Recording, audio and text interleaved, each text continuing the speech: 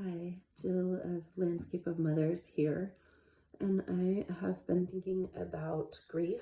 I went to a grief ritual this weekend, and I've been to several, and I've been assisting at them, and I think that grief is such an important piece of what we're doing as parents, and the reason I think that is that one of the things we talk about at the end of the grief ritual is the gift of our grief. And while that might sound counterintuitive on its face, the truth is that our grief and our joy live so close together in us, and that if we're pushing away our grief, we're often pushing away the access points that we have to our joy. And parenting is so full of both grief and joy. We do so much, we give up so much, our lives change in ways that we didn't anticipate. And so we have griefs over the things maybe that we have lost.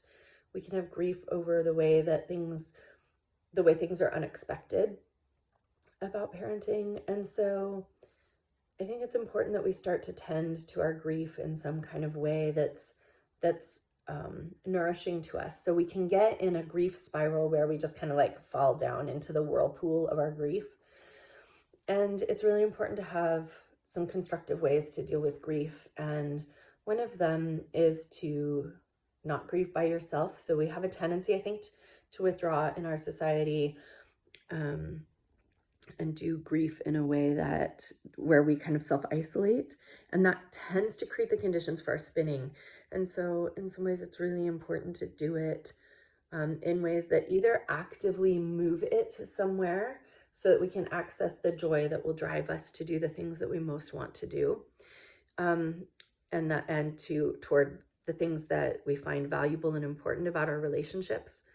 And then it can be really important to be witnessed, to be seen, to be heard.